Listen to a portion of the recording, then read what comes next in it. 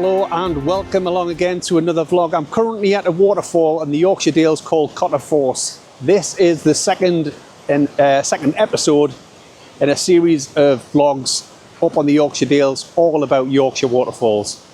I have photographed this lovely waterfall on a couple of occasions before. What's particularly challenging about this is trying to get a different composition. The go-to shot is a straight on shot, but you can also get alongside the waterfall as well. The only issue with that is it's extremely slippery, and at the moment the water is so high that I wouldn't even attempt to go to the side. The rocks are so slippy, so that's one thing particularly to look out for here. This waterfall is easily accessible. It's about 400 yards from a parking space up on the main road. I will put the map up for you, and you can park up there. More often than not, it's really quiet here, although with whale swimming it is becoming more popular location. As I've mentioned, it is quite hard to get a composition. I have tried to make a wide shot because sometimes just including more of the surrounding area can really help with a shot, I think. And often if you include more of the surroundings, it can really work in your favour. I have took a couple of shots already and I am quite pleased with them, although the difference in the SLR between the bottom of the waterfall to the shadows underneath the trees is quite high. So the SLR subject luminance range is quite high from the highlights to the shadows. So I've got to be careful with my exposure. I have been dialing in a little bit exposure compensation, and I think I've just got just about right. The waterfall itself, I suppose, must be around about 30 to 40 feet high. I can see from here around about 5 steps, so it's a step waterfall. There is some more further up, and there is actually a bridge that crosses over the river itself and over the waterfall. So yes, it's a lovely old location. Like I say, easy to get to. If you struggle with mobility, then this is a waterfall for you. It's easy to get to. You don't have to pay for parking or anything like that. So yeah, what a place. It's fantastic. So I've got the camera set up now. I'm on about, I would say, waist belt high really with the camera. I think this is an all right position. As I've already mentioned, it's really hard to get something different from this location, but this is not too bad. I've got my polarizer on just to cut down on the reflections is normal. And yeah, it's not too bad. Just getting my tilt screen out.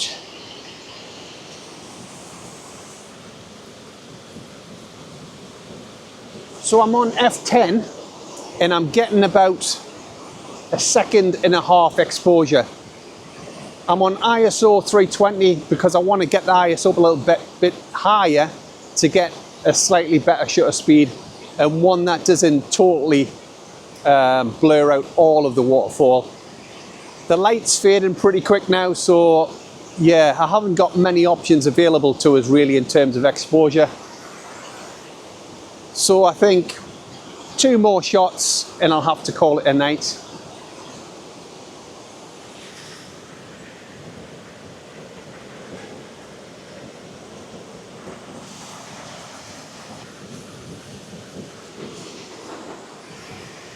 I'm on aperture priority, by the way.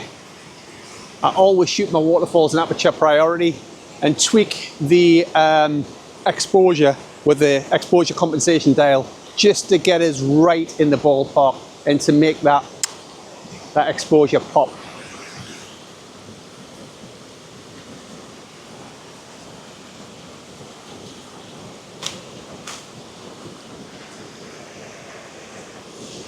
Yeah, I think that's the shot.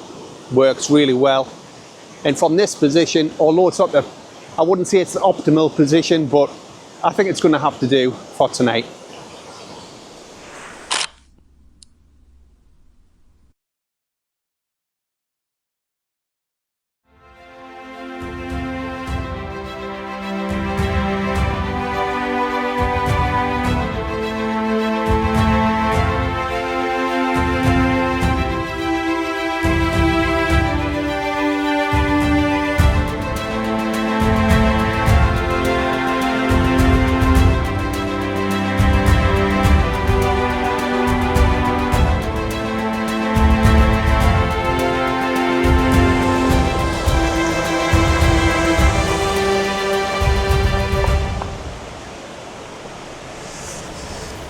So I'm at this second waterfall location. I believe this is called Cotter Force, but I will check and put it on the screen for you.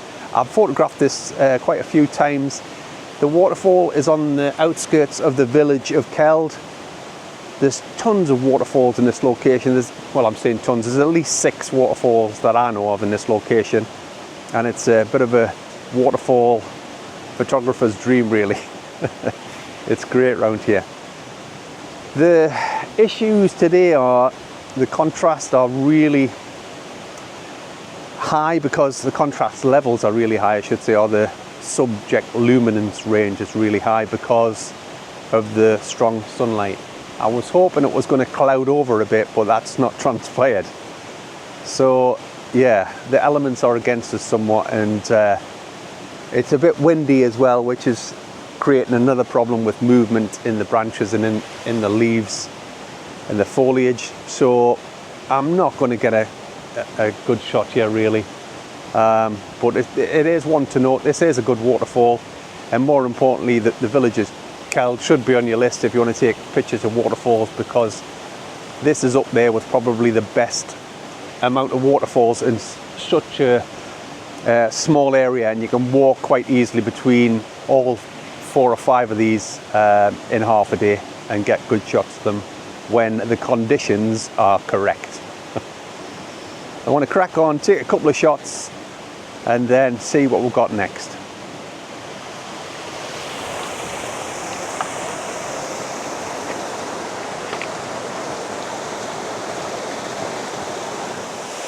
So we've moved to the upper part of the waterfall now, and as you can see, this is a bit more interesting, but yet again we have got bags of contrast. It's absolutely ruining the photograph. Even with the polarizer on, the reflections are just too strong in the water. The polarizer has darkened the water down a bit, but it's still way out of control.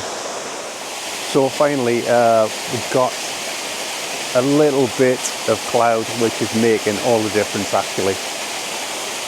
I've got quite a slow shutter speed as well with the f/22. I'm getting around about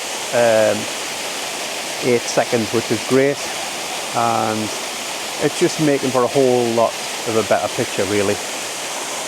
There's not many compositions you can get to this particular waterfall, but it definitely is one of my favourites, so I thought I'd include it in this vlog. Yeah, it is proving hard with the reflections on the water, but it's good enough to go along with, and I think I've got quite a nice shot. I might even try switching over to a wider angle lens, I should say. Get the Sigma 12-24 on there and see what that I can get with that. It might be a little bit more of a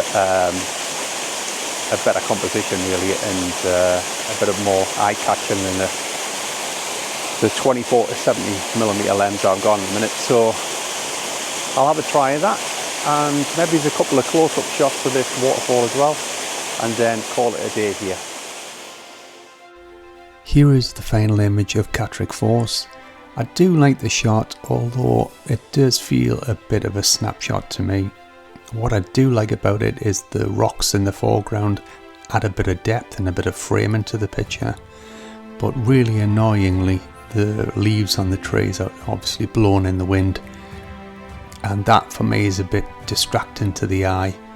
What I could have done, I could have shot 2 different images, one with a fast shutter speed to freeze the leaves and the movement of the leaves, and then a slower shutter speed for the waterfall, merging the both together in Photoshop as one image.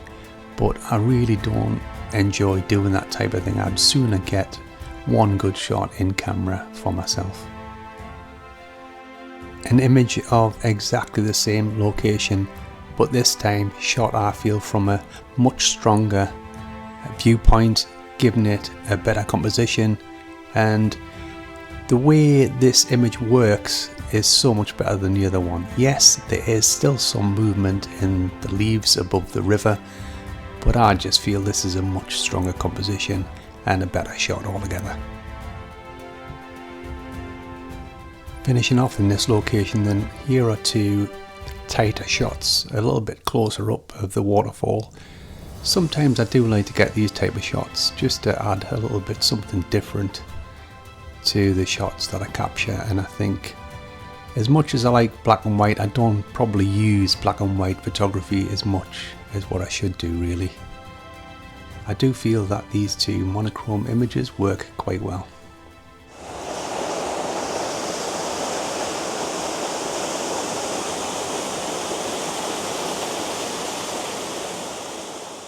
So this is the final waterfall of today. I must say I love this waterfall.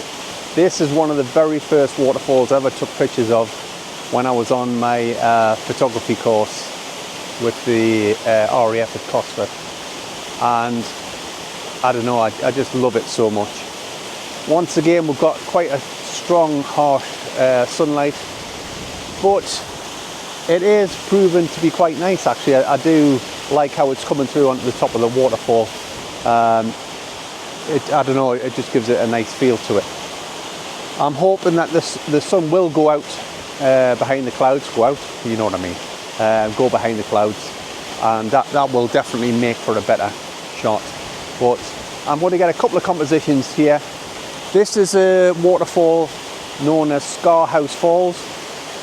It's not far from the village of Mick in the Yorkshire Dales, and yeah, it's a really nice waterfall, although somewhat limited in the compositions that you can get. It is still a really nice waterfall. So I'm going to crack on, and yeah, let's make some pictures.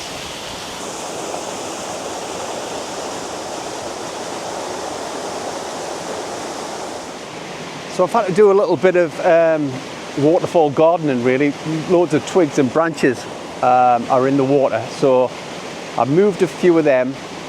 Ultimately, I'm not getting a fantastic composition or one I like.